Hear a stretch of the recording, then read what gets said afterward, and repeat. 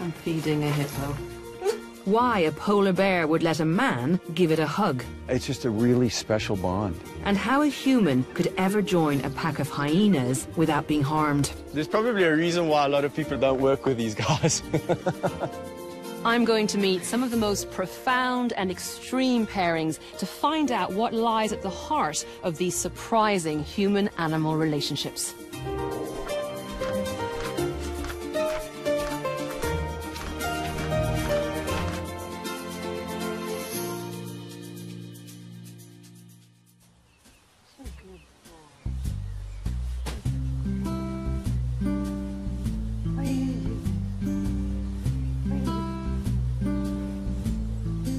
Millions of us have close bonds with animals, and for most people, that means our pets, like cats or dogs like Ernie here. Not right. But some people have made friends with animals that you'd normally avoid. So how have they done this? I'm going to try and find out how these relationships have formed, why they work, and what's in it for both the humans and the animals. Go on, go on. I forgot he was tight.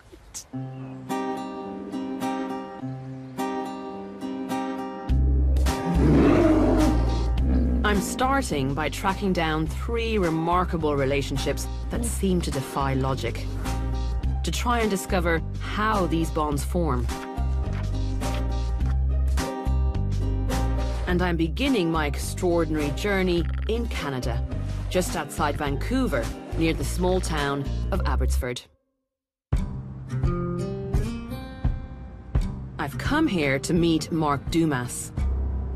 More than 16 million people have watched a clip of him swimming with a rather unexpected female companion. Her name is Aggie. She's 18 years of age, and she weighs around 60 stone or so. Aggie is a polar bear, and Mark has been her guardian, provider, and playmate since she was 8 weeks old. Mark is the only person in the world who has this kind of bond with a fully grown polar bear. And apparently, with anyone other than Mark or his wife Dawn, Aggie can get a bit cranky. What do I need to know, Dawn? She's jealous of other women. So... Seriously? Seriously. When someone starts talking to me, takes my attention away from her, she gets upset about it. Dawn can take my attention as much as she wants because Aggie doesn't mind Dawn. She's used to me talking all the time. So she's super protective of you, do you think? Is that what this behavior's about, or what? I think she's just possessive. Possessive. I need to see this with my own eyes. Getting close to a jealous and potentially dangerous polar bear is a little disconcerting. But Dawn tells me I'll be fine as long as I let Aggie have all of Mark's attention. I give him a little bit of time to get through the gate. She's already very curious, isn't she? Hi, honey. And then we stay about 3 feet away from... So the gate's open. The gate's open, so we can travel. Oh, right, so we're actually not behind a closed fence. Yeah, come on in. Are you sure? I'm positive. Come on in. The things Come I on do in. for a day job. She's right behind you, Dawn. Hi, honey. Hi. That's her fence. She knows that's her fence. Hi, sweetheart. Just taking stock of what exactly is going on because I didn't realize we weren't going to be behind a closed fence. And I'm staring at a polar bear who is smelling the air, figuring out who we are. And you are utterly confident that you can predict her behavior. Absolutely. We've known her since she was a baby. And we also know they do not view electricity the way we do. They don't logically think, oh, I can step over it or get under it. They view it as a wall. Can you hear it? What's that? Her nunu. She's if you're quiet, you can hear it. Oh. You hear that low rumble? Yes. What is that? That's her. It's almost like a purring noise for a cat, but it's her that she makes because she's super content and she's sucking on her tongue right now. I thought it was an engine somewhere or something. That is actually coming from the polar bear. That's coming from her. She's clearly really close to Mark. How do you think Aggie sees him? Aggie sees him as her mother and father together, really, and companion. So this is all about Aggie thinking of him as kin. Right. Since 8 weeks of Which age. would be as long as she can remember. Listen to that. Is that your daddy? Are you happy? Oh, happy girl. Mark trains animals for the movie industry, and 18 years ago he was asked to find a polar bear for a film. He'd heard about a cub that was being hand-reared by staff at a zoo as her mother was getting too old. Aggie was the 11th baby born with this mother, so this mother couldn't properly care for her. So Mark took her on and trained her for the film, but he didn't expect their relationship to develop in the way it did. It's my job, and it's what I had to do. And then as I'm doing it, I became very, very attached to her. So tell me what you feel about your relationship with Aggie. It's just a really special bond. I love her a lot. I can't say she loves me. She really is bonded to me. She loves him. There you go. So we have a really wonderful relationship, and I would never change that for anything. We knew when we got her that it's a commitment we make for the rest of her life. Mark became a parental figure for Aggie from a very early age. When she's 2 months old, she barely is walking. And I became the middle of the night, wake up because she's yelling, and go down and fed her and spend time with her, and then she'd go back to sleep, and then I'd go back to sleep, and then I'd wake up again early in the morning and do the same thing over again. So I spent a lot of time with her. And do you think that was the key to having her bond with you? Oh, absolutely. The more time you spend with them, the closer their bond is. What would you say, because I've got to ask you, does she not belong in the wild? She couldn't be in the wild if she wanted to. She was born in captivity. You can't take, it's very difficult to take an animal in captivity and then turn it loose in the wild. It doesn't seem to work very well. Whatever you think of this situation, Mark has an incredibly close bond with Aggie. And even though she is a fully grown polar bear with the strength to kill with one blow, he's never felt in danger around her. And it seems this has all been made possible because he hand-reared her from a very young age. To find out how this works, I'm meeting Jason Goldman from the University of Southern California. Certainly for a mammal like a bear, you know, we're not necessarily born with an expectation of what mom is supposed to look like or what sort of other members of our species are supposed to look like. Or even if we are, it's probably very, very easily sort of overridden. So if this young polar bear, for example, only had experience with other humans, particularly with this one human, then it stands to reason that they would develop this kind of relationship, that it would look to this human as a parental figure. But if you took a mature polar bear who perhaps had never had any experience with humans, then you'd probably get a different kind of a pattern. Probably, I'd say definitely. Yeah. So hand-rearing and training a dangerous animal from a young age can result in a close bond, and it's likely Aggie's temperament plays a part. But occasionally, this kind of connection can happen entirely by accident. To meet my next odd couple, I've travelled to South Africa and a small farm near Hoedspruit on the edge of the Kruger National Park.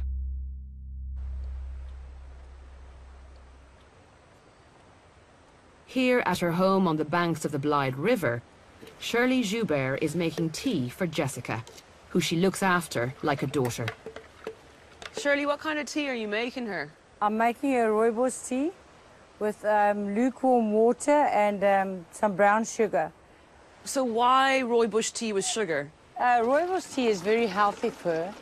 So she has 20 litres of this a day. 20 litres of the stuff every day. You're kept busy, aren't you? Yes, yes, but it's like doing it for a baby, you know. Uh-huh. And in my eyes, Jessica has never grown up. Because she's 13, is that right? She's 13, but she's still the baby girl. Something tells me you love it, though. Oh, it's my life. The bond there is just so strong, and I haven't got kids of my own. So the bond between us is so strong. Can I keep you company while you feed her the rooibos tea? Yes. And yeah.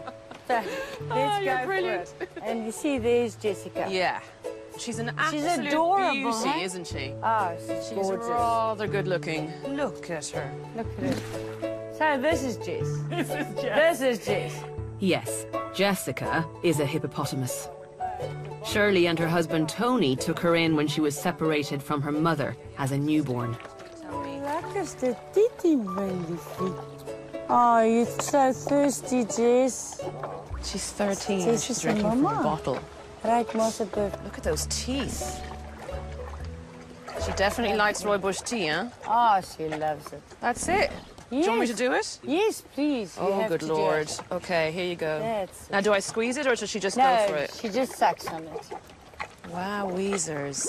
The relationship that Tony and Shirley have with Jessica is unique.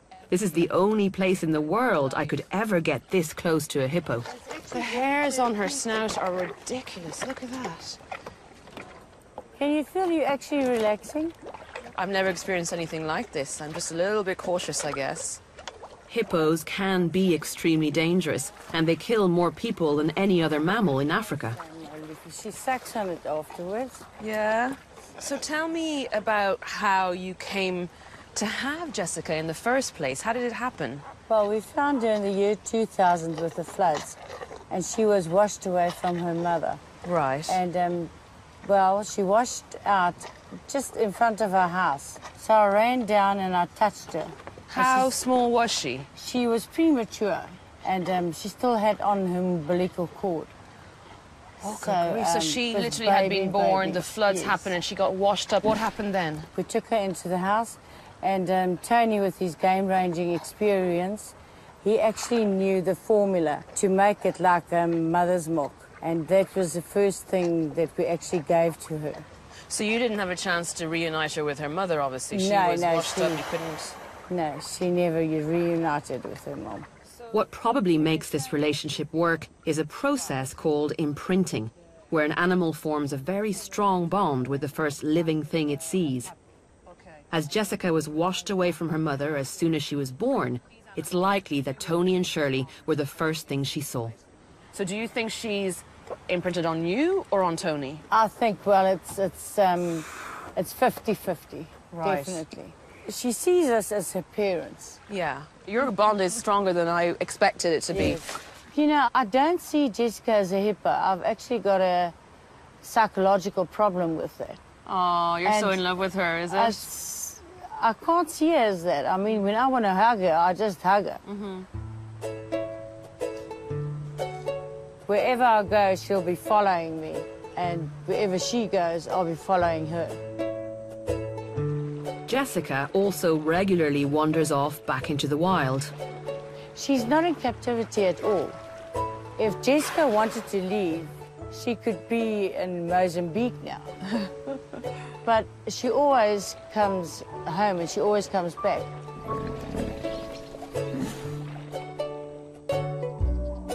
Sometimes she sleeps on the porch with the dog. And Tony and Shirley will even give her a massage.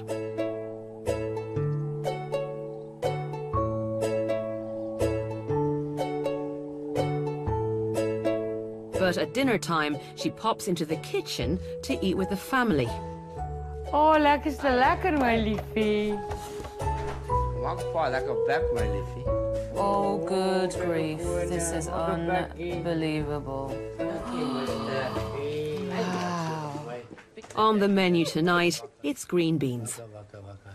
So you've got the knack, huh? Bakkie. Bakkie. Ah.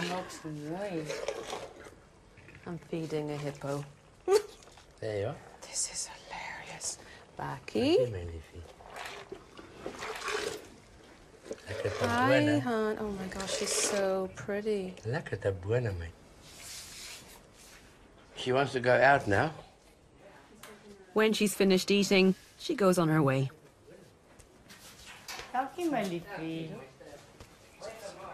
Tony, an ex-game ranger, has enough experience to know not to try and stop her. You read the signs, didn't you, Tony? You were like, right, she wants to go out. There's no keeping her in. Yes. Because at the end of the day, you do see her as a wild animal still? I see Jessica as a wild animal. I don't keep her in. I do whatever she wants to do. Can we be out with her here? Or do we not leave at her the be? moment. Let her just sort of thing out there. Although Jessica is happy to let me feed her from behind the counter, she is still capable of charging if I get too close. She lives a normal hippo life, but she shares her life with us as well. She goes to them, they come to her. She lives a normal life. So she still goes out with the wild hippos that are further down the river? That's correct, and upstream as well. So do you think this beauty is going to be able to mate with wild male hippos and have a calf of her own? Do you think that's possible? I don't think it's possible. Jessica will mate. You know it's possible. It will happen. Within 2 years, Jessica will have a calf of her own. And I will contact you. You better. I'm inviting you to come down again. You better, Tony. And you'll see her with her I good need calf to here. see this young lady I'm confident with that a will calf. happen. Absolutely confident. Thank you, man. I think You she see, agrees. What's it, Jess? It seems that Jessica imprinted on Tony and Shirley when she appeared on their riverbank just after she was born. And that's why she's still so attached to them, even as a 13-year-old adult hippo.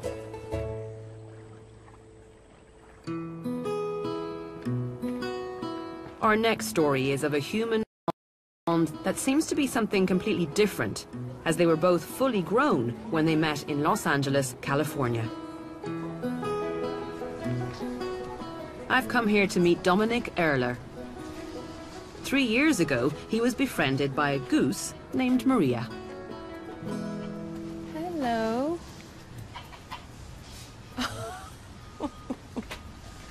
Did you get a good night's sleep? Okay. Maria always seems pleased to see him. How are you? You gonna take a walk? They're going to have a little moment by themselves. Want to meet my friends? Hi. But is a little less enamored of strangers. Maria's gonna check you out. That's fine. You You're can check doing me out well. all you like. The secret is just stand there That's until cool. she gets a sense of you. What a cutie. The crew need checking out too, you know. Come, Hi. come. Come on. Definitely listens to you, doesn't she? Maria didn't always live here in the zoo. Up until 2 years ago, her home was a park in central LA where Dominic used to go for his regular morning walk. So how did you first meet? I'm walking around Echo Park Lake. I'm just about finished and coming in to leave. One of the park employees by the officer taps me on the shoulder and he says, "Hey, Dominic, you know you're being stalked when you're walking around the lake." And I said, what are you talking about? Because this is a big city park. There's gangs and stuff hanging around there. So he points to this goose about 50 feet away and he just says, "Her name's Maria." He laughed. He thought it was funny. But I looked at Maria and Maria was just glaring at me, just glaring at me. And I just waved, said, "Hi, Maria. How you doing, Maria?" And I thought it was kind of cute. I left, came back the next morning, and Maria came right to me, right in front of me, and just looked up so innocently, and I just fell in love, just like that. "You're my friend." And within a matter of just a few days, from her just circulating around me as I'd go, I took the lead position. So Maria would always walk in front, leading the way. The pair quickly became inseparable. When you fall in love with a goose, you got to be aware of what you're getting involved with. Their loyalty is phenomenal. Remember, they bond for life. So I basically feel like I have a certain sense of responsibility.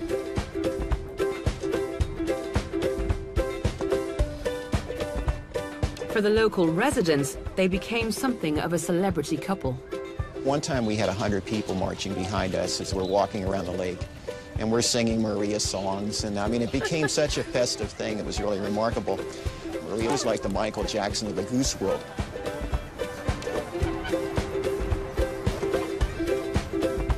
In 2011, the park authorities decided to drain Echo Park Lake, part of a 2-year renovation program.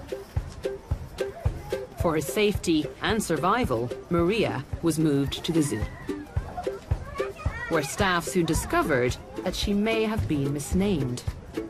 We did a little Valentine's thing on one of the local TV channels or something, and it was a perfect relationship, unusual relationship, a man and a goose that Dominic and Maria, and I think like a week or two after that, the head vet here calls me up, humorously says, "Hey, Dominic, you got a problem?" And I said, "What's that?" He says, "Well, your girlfriend's a boy." So Maria became Mario. Oh, Mario. Is he showing off? He's showing off. But the bond is as strong as ever. You visit him every day, is that right? Every day. So it's part of my daily schedule. I love coming up here and hearing him. You know, it's nice to have an animal wag its tail and go caw, caw, caw. You know, it's great. That's the great thing about animals. They want to be our friends. Right, Mario?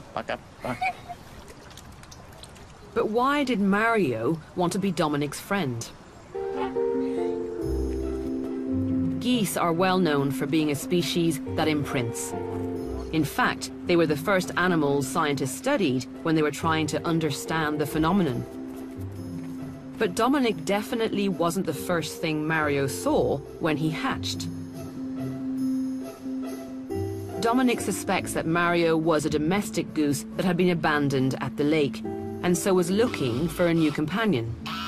And he found me. And he determined I'm always safe to be with.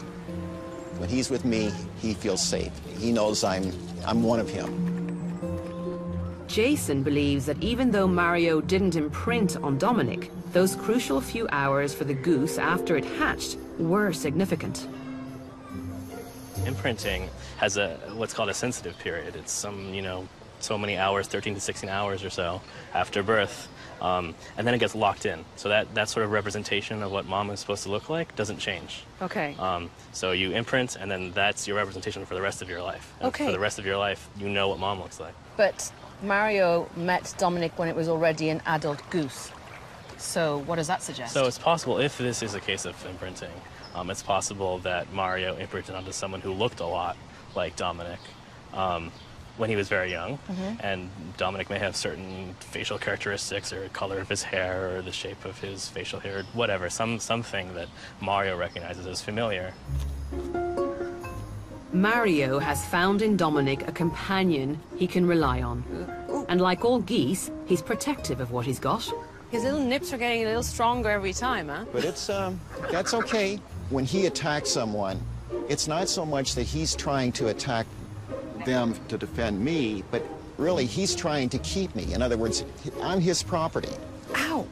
So if you would see his behavior, he was basically showing all the other geese, keep your distance, this is mine. Any goose that would get near, there'd be feathers flying. That's where he would show the most aggressiveness. Ow, ow, ow, ow, ow. We're never going to find out exactly what happened in the early stages of Mario's life, but my money's on the fact that he probably did imprint on an elderly gentleman that looks suspiciously like Dominic over there. It just goes to show how strong an influence your early life experiences will have on how you behave as an adult. So the early life of an animal plays a huge role in how it might bond with us. That first human it sees or lives with will impact on how it behaves in later life. But in the next stage of my journey, I'm going to meet 3 people who've managed to form lasting relationships with the most unpredictable animals by becoming part of the pack.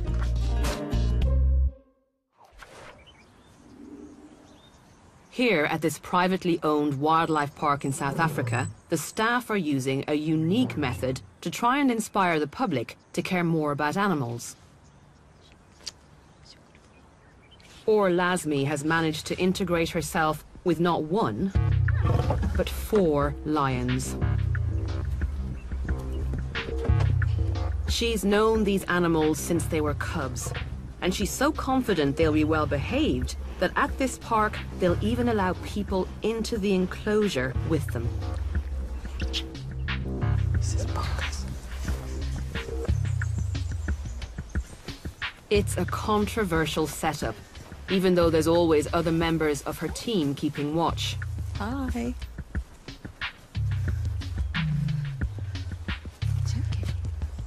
But I'm intrigued to know how this relationship works, and what she does to keep her lions in check. Gotta say, I never thought I'd get this close to male lions in my life. Do I say hello or do I just stand here? Can't see his eyes. No, you can say hello. He's being good. Can I smell my hand? Yeah. Or... The fact that she needs to see their eyes points to just how unpredictable these animals can be. Hi, Joseph.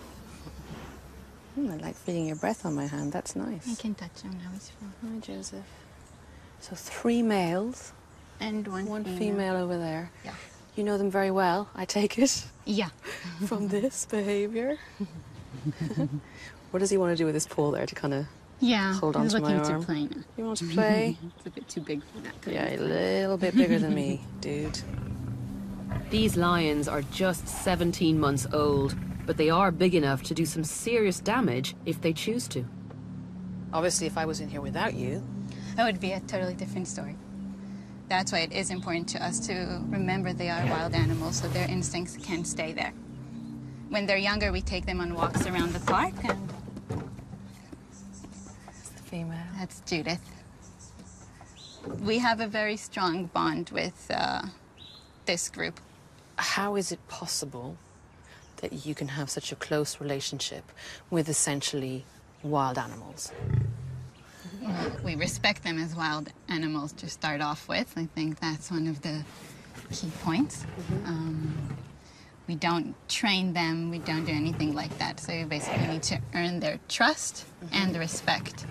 They've known me as a constant dominant figure in their life since they were babies, and that's why I'm able to go so up close to them now. Okay, so you're mentioning a dominant figure, which means that hierarchy is at play here, understanding how these animals would normally behave in the wild. Yeah. So where are you in the pecking order, and how do you establish that with lions, albeit in captivity? I think it's just because we've been there since they were babies. And I've always been the grown-up, so I'm stronger in their eyes, I think. Yeah. And obviously they needed to have a figure that would put them back in place, and they are put back in place when they misbehave. How do you learn how to do that? How did you... Just from interacting with them. Over time, you learn their behavior. You learn to read their looks and mood swings and their different personalities. And then as a human, you need to understand those in order not to get a swipe taken out of you.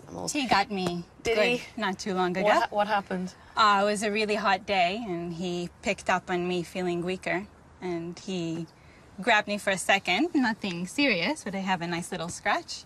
And a few minutes later, I fainted. So he was obviously able to pick up on it before it happened. So I should not be feeling a little bit weak right now or a little bit scared. I need to kind Preferably of not. let them know that I'm not feeling threatened by them, because instinctively then they could react on that. Yes. Jeepers, I wish I'd been told that before, but hopefully I'm good to go. After you telling me that anecdote about you feeling weak, I'm feeling a little bit more, so he knows on how what he's I feel. allowed and not allowed to do. And he's definitely trying up. He's not lying down now because he's tired. He's lying down to try and get closer to you. I'm aware of this. I'm aware of this. Try to just breathe. What do you get out of this relationship, out of being so close with these lions? I just feel privileged. Every single day you don't get used to it. Big ones or small ones, it's just an animal you need to appreciate. Yeah. And we definitely do.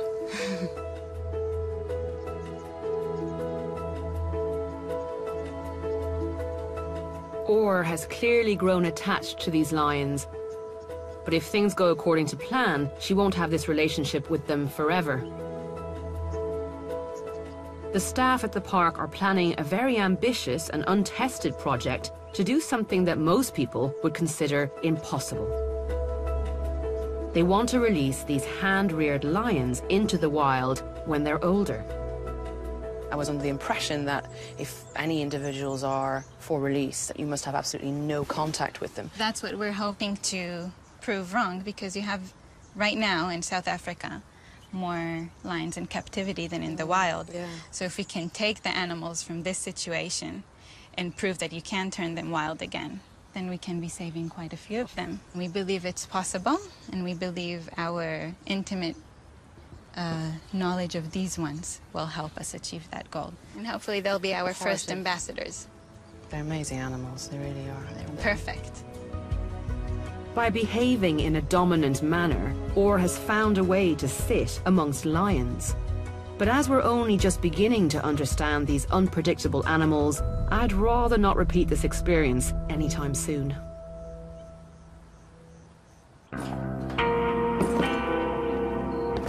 The next person I'm meeting has had to find even more unusual methods to make sure his companion knows who's boss.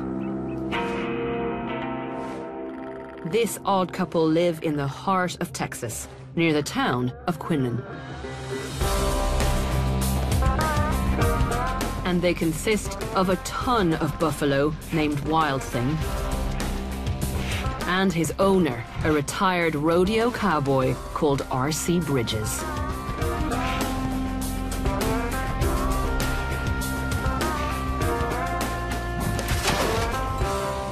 Ten years ago, R.C. lost his sight in one eye, forcing him to give up running his buffalo ranch. He sold his herd, but decided to keep one of the calves, whose mother had struggled to suckle him. And it wasn't long before the young calf's behavior led to R.C. calling him Wild Thing.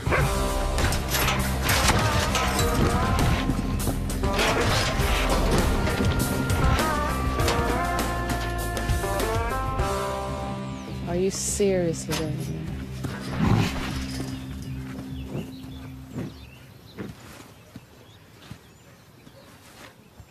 Luckily, R.C. knows how to calm Wild Thing down.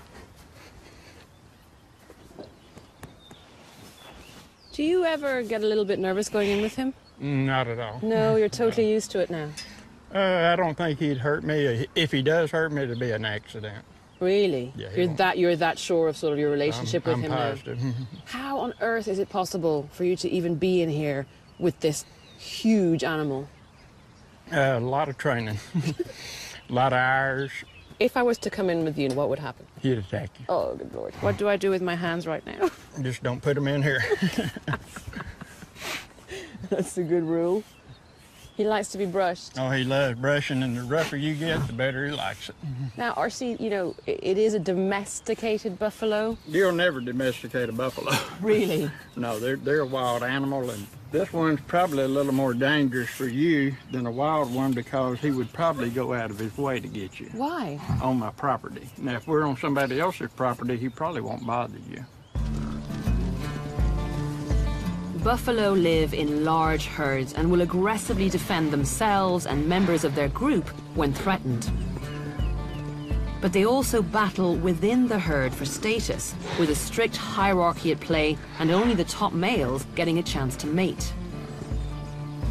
As R.C. found out, this jostling for position starts when they are very young. When he was a baby, every morning I'd get up and he would attack me. So I told my wife I've tried all my cattle tricks, I've tried all my horse tricks, nothing working. I said, I'm gonna get up in the morning, I don't care how much he kicks me and how much he horns me, I'm gonna act like nothing's happening. I was bruised up from one end to the other, but by the end of the day, and it took me the whole day, by the end of the day, he was bored. Then he wanted to get everybody but me.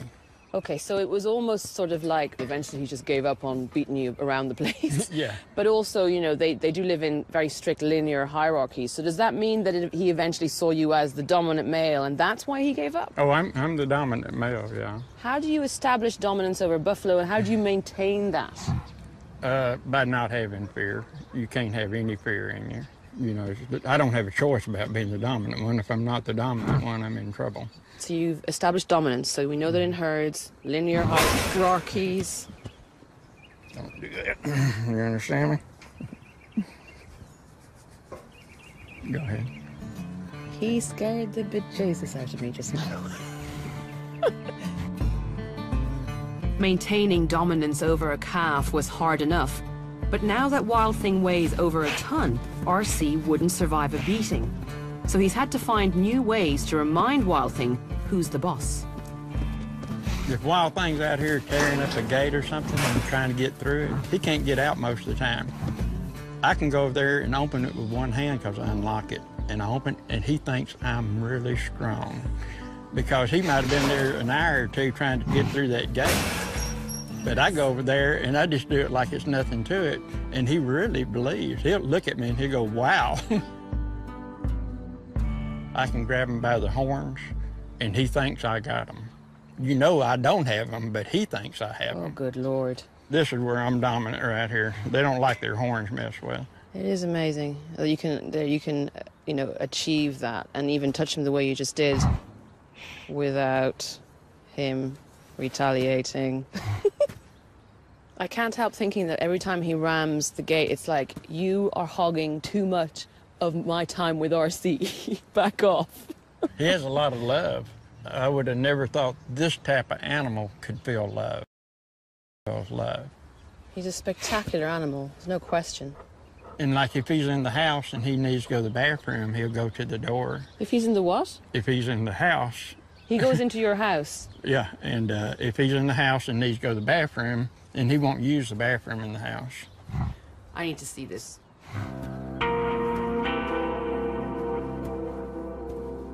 Go for it. Open their gate. If you have to, shut the door, you know. This is definitely the most stupid thing I've ever done. Ever. This is insane. He's definitely coming in the house. Oh my gosh. Oh my gosh. Mind yourself. That is hilarious. He could still reach up to me and sniff me, you know. I'm a little bit scared.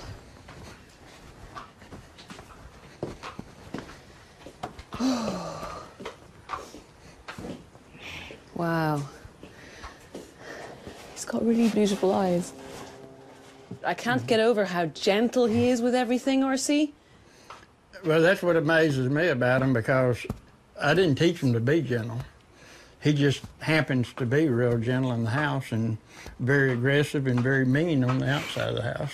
Does this all boil down to sort of territory? The paddock is his territory and he knows that this is your territory and you're the dominant male, so he needs to be respectful of that? Does that work with buffaloes? I think that's what it is. I think when he's in the house, he knows this is my area and he needs to respect my area. Yeah.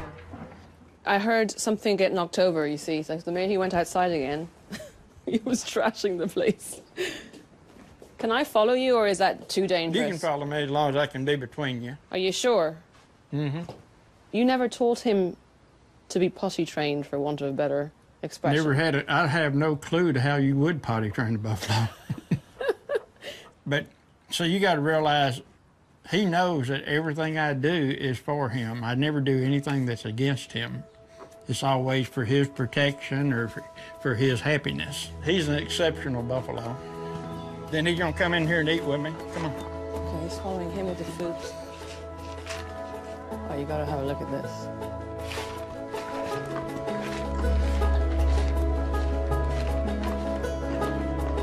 I never would have thought that I would see such a huge, powerful, unpredictable animal behave so gingerly in a home.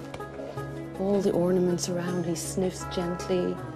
He's literally tiptoeing around RC's home. It's just completely surreal to watch. RC manages to maintain a bizarre appearance of domestic bliss with Wild Thing. Spending time watching TV, mowing the lawn, and even going for a swim with him. And because Wild Thing thinks RC is the dominant male in his little herd, it certainly looks like he'll always tread softly around him. Strong leadership can enable you to maintain a close bond with some unpredictable animals.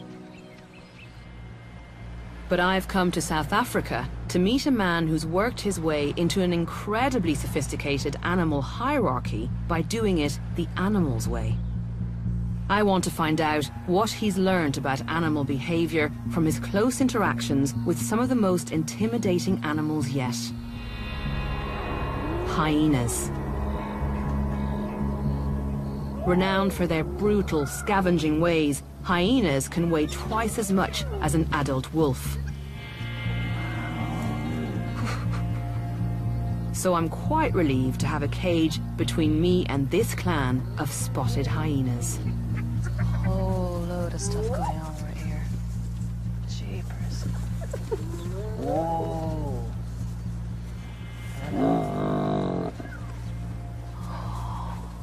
Hi. Oh. You know what? It is easy to see how hyenas can be a little bit unnerving. I mean, they're built for power with their strange top-heavy postures.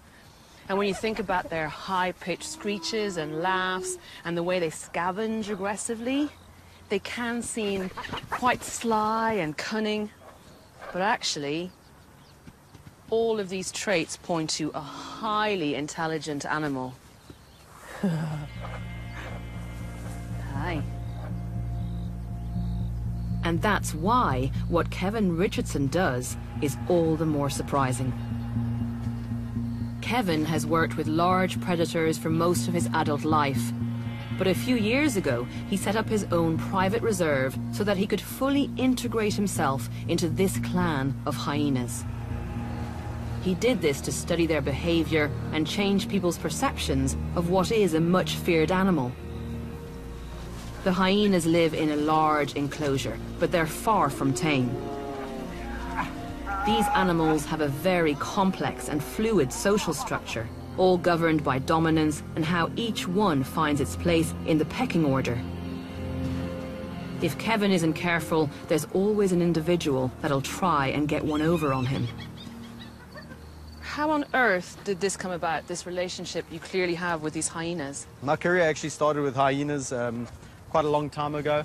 You know, they became my passion. And pretty much, yeah, I wanted to know everything about them. Okay, let's just let them get over with their whole thing. Is this important for you to keep an eye on this? Yeah, very important. Because they're dominating this individual. Okay. They're trying to get him away. And his posture is submissive there, Yeah, is it? he's submissive. Yeah. Which is good. So He's fine. I didn't notice anything different, and immediately you were chatting away and you stopped and you went, okay, something has changed. Did you learn from your mistakes? Did you get I've learned the hard way. Did you? Yes. I've learned with hyenas, it's always the hard way. They react, they bite you, and then they ask questions later. Let's put it into perspective for you. I've been working with large carnivores for 15 years. I've been hospitalized 5 times by hyena and none by lion. I got bitten very badly about 6 weeks ago. The one hyena thought it was a good opportunity to try and jostle for status in this clan. So he went for me in a very aggressive way, bit me on my arm and on my leg, and that triggered the rest of the clan to want to participate in the whole thing. There's probably a reason why a lot of people around the world don't work with these guys. I wanted to ask you about, you know, where they see you in their clan. Are you a hyena in their eyes? Their behavior with me, as treating me as an individual in their clan, is exactly how they treat one another. And that's why I get my fair share of bites, because they don't hold back. So why on earth would you want to do this when you're aware that it can be dangerous? What I feel is the risk has actually been mitigated over the years by knowing the individuals. And by no means do I just say, hey, I'm the hyena whisperer, I can go in with any hyena group and do what I do with these guys. This is a relationship that's been developing with some individuals over 14 years. Where are you going? No, you're not going there. Don't leave him yet. Stay for the camera. Yes, look at that. See, now that's just ridiculous. Look at that teddy bear. I mean, come on. It's like if you're behaving with him like if he's a dog, you know? Well, once all the energy dissipates, and once they're okay with you guys, and they know they've smelt you out, and they see that you're not a threat, and they calm down. These animals are it's incredible what you can do with them. I mean, this guy, he desperately wants his chin scratched. Well, I mean, I can see that from me. This is all you want. Kevin has worked very hard to earn the hyena's trust, and it allows him to play with them in a way I never thought was possible. But even this time spent playing together gives him a chance to learn about their social structure and how he can maintain his position within it. Okay, so, I mean, all this kind of thing that I'm doing here is asserting my dominance. So it does look like play, but he's also feeling that I'm not, you know, submitting to something he does, and that I'm actually playing with him in a dominant way. So I'm doing things to him that he wouldn't normally allow other individuals to do to him, that he was more dominant, who he was more dominant of. So it is interesting. I'm using affection because he's coming to me for love and a tickle and a chin scratch and all of the above. But I'm dominating him, and I'm not hitting him. You know, I don't have to. It's a bit of a psychological game. What do you get out of it then, do you think? Why were you driven to do this with these hyenas? Well, I'll tell you what. I mean, this is enriching for me as it is for them. I mean, the fact that I'm tickling this hyena on his chin and I'm using him as a resting post. It's bonkers, Kevin. Yeah, it's awesome. I mean, don't get me wrong. I still get a kick out of seeing my buddies. However, the other thing that I really hope it does is it shows people a different side of them. Mm-hmm. And hopefully people watching a program like this would go away and say, you know what? I never knew hyenas were like that. I actually like them. They're actually very similar to my dog in a way. It's fascinating watching you interacting with these kind of animals, you know, as you said, that do have such a sort of creepy reputation, fearsome reputation, and they are absolutely docile with you and so affectionate, and they don't seem to mind at all. It's quite surreal to watch, that. Come, boy. So he's fine. You just let me know when at any point something like this is just a little... I cannot believe I'm that close to a hyena. He's fine. He's completely fine. I know you're a captive hyena, but this is ridiculous. That's completely fine. It's thrilling for me. I can't believe I'm so close to one. And they're so gentle. No, Hello. That's good. Can I touch noses with you? Hello. Oh, come on. Seeing the good side. Oh, I really am. Yeah. I don't want to be lulled into a false sense of security, but you're just adorable right now. Kevin has an extraordinary relationship with these hyenas. By combining his knowledge of each individual and their position in the hierarchy, and with his ability to assert his dominance where needed, it seems that Kevin has truly become one of the gang. And in doing so, he's proving that hyenas are not as intimidating as many people would have you believe. There is definitely another side to these animals. They are incredibly gentle. I get a real feeling of affection from this particular one, who's liking the good back of the ear scratch right now. But they're also quite timid, they're quite shy. Some of them, when they approach the cage, you know, their eyes are really wide and they approach very cautiously. But every now and then they will bare their canines again. I guess that's another instinctual behavior to remind me, hey, I'm quite fearsome too, you know, I'm quite tough. But they are fantastic animals, and you really get a sense of their individual personalities. This is just thrilling, it really is.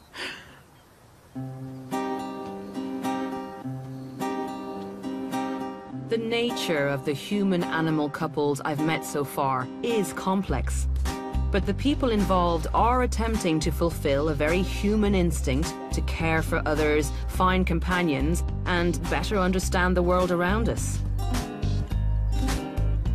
But to find out what we can learn from looking at all these odd couples, I'm speaking to Professor Hal Herzog, who studied human-animal relationships for more than 2 decades.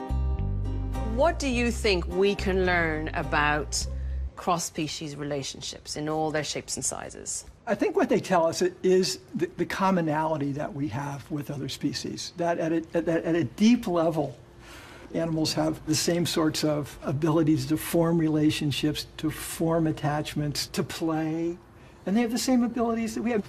The bottom line for me is this. I think in our relationships with other species, what we see is a reflection of human nature in some ways its purest form. And the best of human nature and the worst of human nature. And that, to me, is the thing that's really fascinating about this whole area of study. There is one last partnership I want to investigate because for me, it truly reflects the best of what the human-animal bond can be like.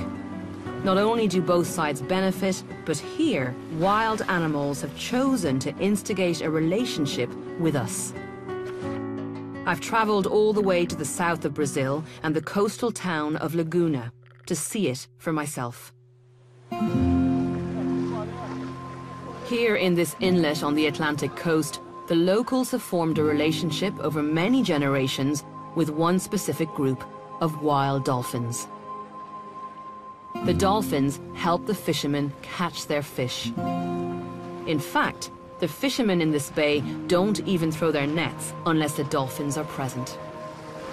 It just looks so odd. A whole bunch of men standing in their waders, doing absolutely nothing, just standing there. There's a dolphin.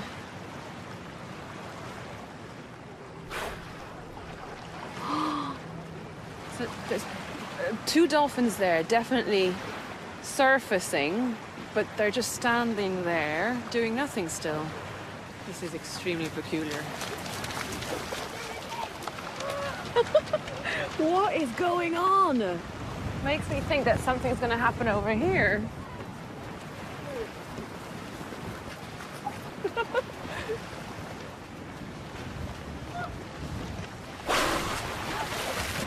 Oh, whoosh. That's amazing. Okay, I'm beginning to get what's going on. For 1 month of the year, schools of mullet migrate up the coast. The dolphins herd the schools into the shoreline, exactly where the fishermen are. Then, at the right moment, the dolphins make a signal, usually a distinctive dive, and the fishermen throw their nets to catch the fish beneath. It's absolutely clear that the dolphins are calling the shots here. These lads are doing absolutely nothing. They just stand there with their nets. And it's only when the dolphin makes a very clear signal that they deploy them. So the dolphins are telling the fishermen how to fish. That's novel and completely crazy. I've never seen anything like this. This is the most intricate type of interaction between two completely different species I have ever seen. And it's just wonderful to watch because the fishermen are absolutely focused on getting their cue from a dolphin. And they have fun while they're at it, don't they? There's a fabulous energy on this beach. They really enjoy working with the dolphin. Go! With the help of the dolphins, these fishermen are extremely successful. Just a few miles down the coast, the same mullet schools migrate. But because no dolphins help the fishermen there, they hardly catch any fish. Here, the dolphins have developed a relationship over generations that's resulted in a thriving local industry. I meet up with local scientist Fabio Daura Jorge from the University of Santa Catarina to find out exactly what's going on. This is such a surreal scene. Yeah. There's a real energy to this, isn't there? There's a dolphin. That's Caroba. Caroba. Is he Yeah, a well-known individual? Yeah. It's the most famous dolphin we have here. Fabio, watching this from the shore, it is absolutely mind-boggling. Yeah, it's fascinating. What is going on here? Yeah, actually the dolphin are bringing the mullets close to the fishermen. So Is that what he's doing right now? exactly. He's in the middle of the channel, and probably the mullets is here. Then when the dolphin make a specific signal, the fishermen know that's the right moment to throw the nets.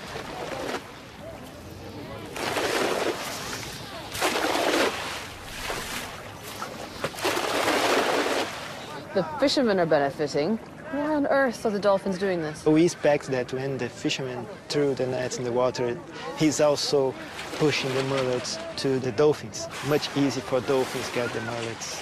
When the net's descending, some mullet are inevitably going to be escaping, and that's the bounty that the dolphin can enjoy. Exactly. So it's a mutual, symbiotic relationship going on, dictated by the dolphin, right? Yeah. I mean, they call the shots. Exactly. Yeah, come on, I want to go. I mean, how hard could it be, really?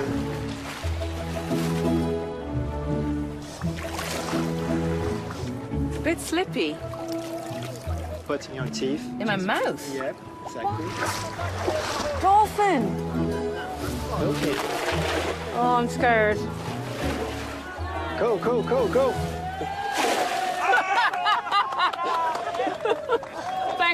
Thank you. Autographs later. I can't believe that Cher did that. That was utter rubbish. Great. Did I catch a mullet? Good job. There is something so incredibly special going on here. I mean, we've known for a long time that dolphins are intelligent, and we have so many accounts of dolphin-human interactions of all sorts. But this dolphin-human interaction is very real, and it's very genuine, and it's incredibly complex on both sides. There's a whole series of intricate behavioral cues going on, and these are wild dolphins. They've chosen to come here and form a relationship with these fishermen. That's mind-blowing.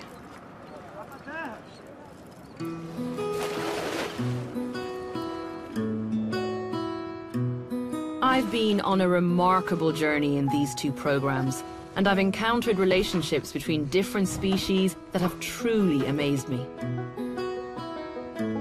Many of them have been formed as a result of powerful, natural instincts that seem to endure no matter what the circumstances. Or they've come about through a growing understanding some people have of the animal kingdom. And what's clear is that animals relate to one another and to us in a far more complex way than was previously thought possible. But it's also been an